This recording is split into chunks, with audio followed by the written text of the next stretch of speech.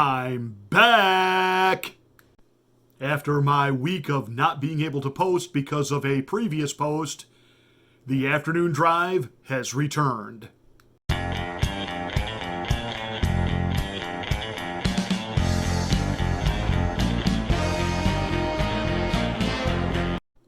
Liz Cheney, one of the top 10 GOP for infamously not supporting President Trump and voting not only for his impeachment, but voting that he was, quote, guilty of an insurrection. She just had a $1.5 million, if you will, donation haul-in, making her number one in election fundraising for January through March. Now, let's be really clear, because her approval rating in the state of Wyoming has literally bottomed out. So, what is this? Well, I'll tell you what this is. This is the corrupt former VP, Dick Cheney, you know, the guy that made millions through Halliburton and then made sure that Halliburton had all of the Gulf War, Iraq War contracts. Yeah, that Dick Cheney, who, while our boys were dying, he was making a whole lot of money, kind of right along with the rest of the military-industrial complex. You know that through himself and through donors, this is a prop-up. This is a prop-up meant to show that, first of all, she has financial viability, that if you're going to mount a campaign against her, you better have some deep pockets and a really big vault. It's meant to push back. It's meant to intimidate. It is also meant to create this false illusion that she still has overwhelming support in the state of Wyoming, which she does not. This is meant to be an to Donald Trump and to the conservatives within the Republican Party that are standing strong with Donald Trump. Now, what is surprising to me is that one of the so-called GOP rising stars has sided with Trump. Nikki Haley has said that if the former president decides to run for re-election in 2024, she will not challenge him. That she would support his campaign. I got to admit, that one surprised me a little bit. I really thought that she would lean a little bit more toward the Rhino camp, but never let it be said that Nikki Haley wasn't at least smart.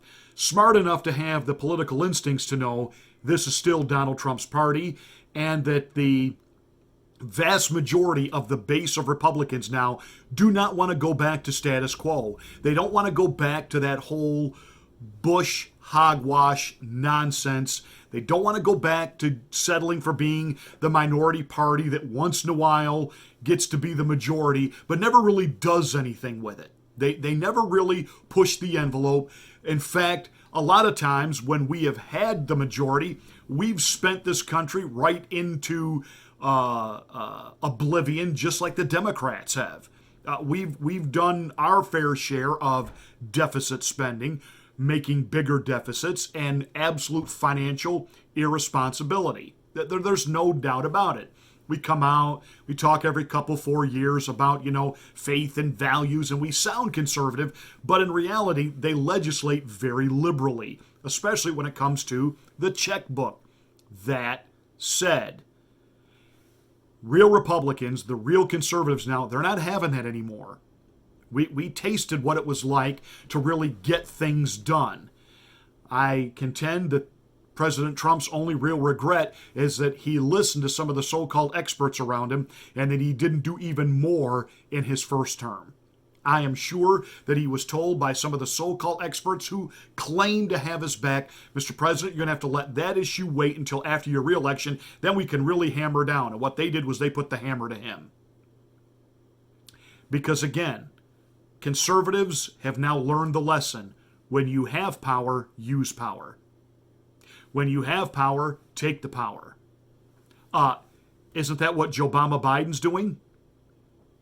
Can you imagine if Camel Toe Harris was a Republican VP under, say, Donald Trump, and there was this burgeoning crisis at the border. Now, burgeoning nothing, it is a crisis. We know. There wouldn't have been this crisis at the border under Donald Trump, but let's just play the game here. That there was a crisis at the border, and Trump's VP, Camel Toe Harris, was put in charge. How many days has it been she's actually addressed this with the press? Oh, that's right. In the 20 plus days that she's had this post, she hasn't addressed the press once. She hasn't even been down there. You're tasked to fix a problem, and you don't actually go look at the problem, and nobody thinks that's a problem. But of course, the media, they're not doing their job. If this had been a Republican administration, if this had been Donald Trump, they would have been all over her as soon as the announcement was made. Camel Toe Harris will be in charge of the crisis at the border. An hour after the appointment, they would want to know, why isn't she down there? Why are we not seeing her get on a plane and fly there? Why is this not being dealt with? We're 20 plus days in, and all she can do is that cackle laugh. Which, by the way, I never thought I would say this.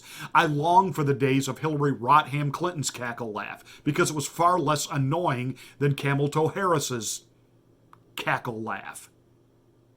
That said, this is a lesson now that I believe that the real conservatives, the real Republicans have learned. When you have power, take power, use the power. And we want a guy like Donald Trump to push back, fight back. Look at what has happened under Joe Obama in the 3 months he's held office. Look at the absolute rot and deterioration of our nation as the liberals are hell-bent on turning us into a third world mess with a bunch of little dictators running around called governors. Zig Heil! This is what we got. This is what we got. And Liz Cheney is certainly no conservative. And Liz Cheney, with this little $1.5 million cash haul, do not for a moment be suckered into believing that all of a sudden there's a groundwell of support from her. There's not. There's not. This has been done purely and simply to prop her up, to create the illusion. Well, there's not any illusion on the side of those of us who stood with 45, and we understand the real direction that the Republican Party needs to move in going forward. And remember, the Democrats hold the thinnest majority they have ever held when they've been the majority party. They're in trouble. The media isn't going to present it that way. You won't even get some of the talking heads over at Faux Pas News, formerly known as Fox News, to acknowledge that, like Chris Wallace, who referred to Joe Biden's inaugural address as, quote, the greatest in his lifetime. Where's Chris Wallace been? Obviously with his head up his backside. For crying out loud, whether you agreed with the politics of JFK or not, he certainly gave a phenomenal inaugural address. Ronald Reagan? And come on. Joe Biden? Joe Obama Biden? Give me a break. That said, do not be fooled by the rhinos and the cash hauls, which also has to make you wonder moving forward, who will get behind, say, somebody like a Mitt Romney? You know, is there any Democrat money being funneled in there to purposely prop these people up? Years ago, I worked at a radio station where we had a rival in the same city, going for the same demographic, the same target audience. And from time to time, the owner of my station would send the other station a donation. And the truth is, we were doing much better in the ratings that they were, and we were a stronger station. We were a 50,000 watt blowtorch. And so I asked the owner one day, I said, why do you send them money every once in a while? He says, I want them to think that they've got support, and they leave their scheduling and their programming just the way it is. That way, we'll just keep trouncing them in the ratings.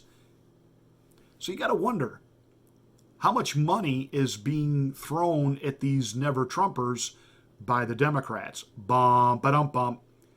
And will we see what Their real effect is if the Democrats decide to challenge a Mitt Romney or a Liz Cheney. And then all of a sudden you find out they really didn't have any support whatsoever from their own party. Something to think on, boys and girls.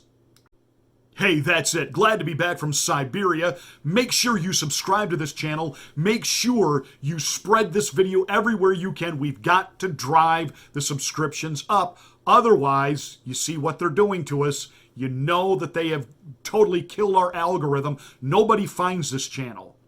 You've got to help me get the word out. Thank you so much for your faithful support. Make sure they haven't canceled your subscription. Smack the bell, click the word all to get notification of my next rant.